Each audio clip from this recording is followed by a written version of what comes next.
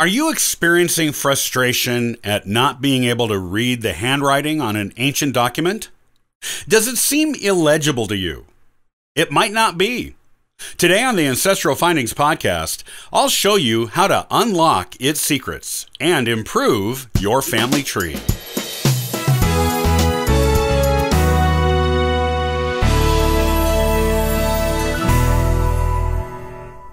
It can be frustrating to finally locate a document you have been searching for a long time, one that gives you proof of an ancestor's existence or relationship to the generation before or after him or her, and then not be able to read it.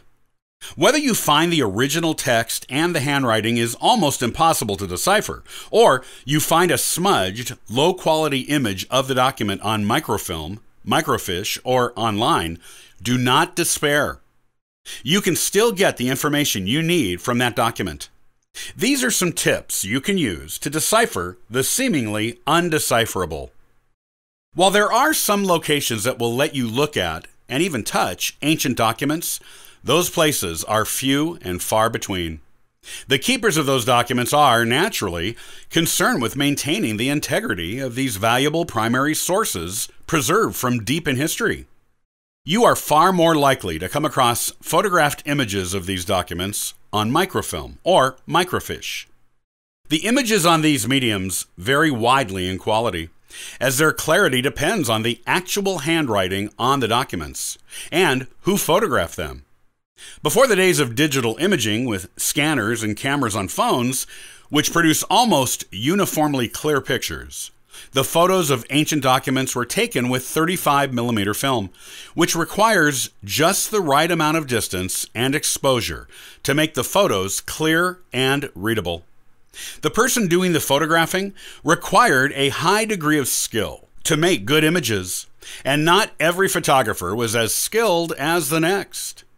Even with a crystal clear image, the actual document that was photographed may still be hard to read, thanks to the differences in ancient handwriting as compared to our own, as well as the natural neatness or sloppiness of the writer when putting pen to paper. Other times, when both sides of the paper were written on, one side can bleed through into the other, creating a mishmash of shadow words on the ones you want to read. On very old paper, bits of it may have been torn off or fallen off over the years, particularly on wood paper or linen or hemp paper that has been exposed to water and made fragile. The missing bits may take parts of words or even complete sentences with them. There are a variety of issues that may keep you from reading an ancient document at first glance. There are some ways to overcome these challenges. For example, if you can get access to the original document that appears on an unreadable microfilm or microfiche, you can take a digital photo or scan of it yourself. Done properly, these images are virtually indistinguishable in appearance from the originals. If this is not possible, use a computer-controlled microfilm or microfiche reader that allows you to zoom in or out and invert the image from positive to negative and back. You can make images that are too dark light enough to read, make faded images dark enough to read, and zoom in on hard-to-decipher handwriting to get a better look at the shape of the letters.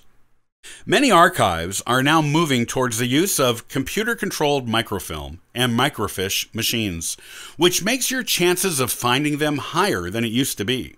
If you have to get a reference librarian to request a copy of a document for you because you find a reference to it, but it is not on site, you can avoid being left to the mercy of their copying skills by asking that a digital copy be emailed to you. This will be a cleaner, crisper image than one obtained from a copy machine. If you get the image via email and it is still challenging to read, you can use your photo editing software to adjust color, contrast, and brightness to make reading the document much easier. When you have an image as clear as you can get, you actually have to read it. This may or may not be an easy task for you, depending on how familiar you are with old-fashioned and ancient styles of handwriting. Luckily, you will usually pick up on this pretty quickly with a little practice.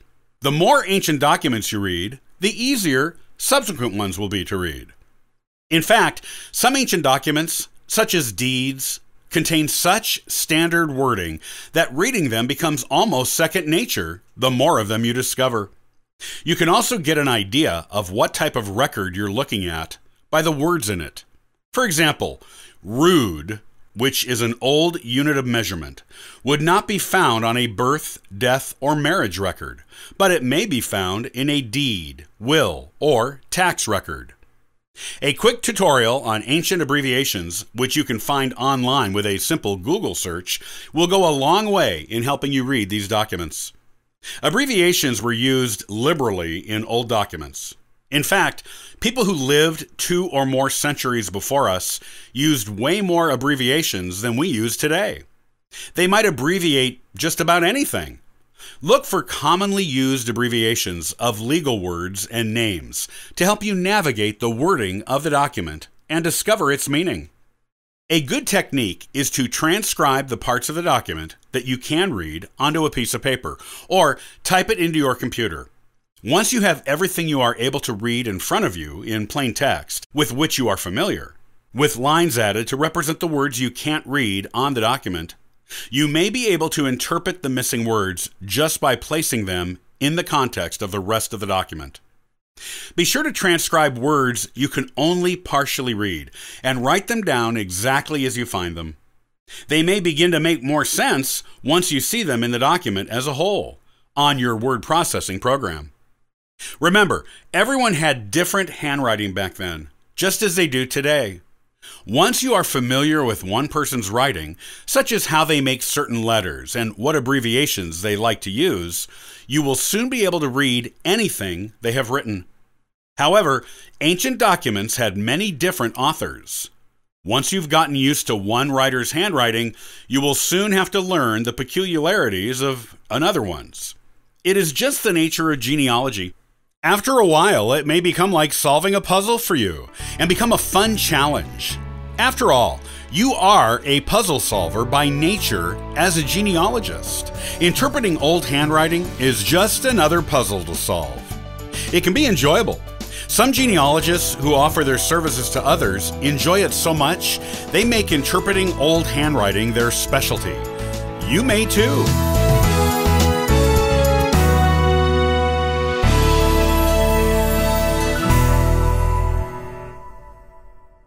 George Washington is probably the best known player in the American Revolution. However, he wasn't always the great military leader he became. He was a fatherless boy and inept soldier for the British before he found greatness.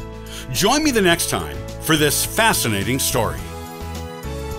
Copyright by Ancestral Findings, all rights reserved.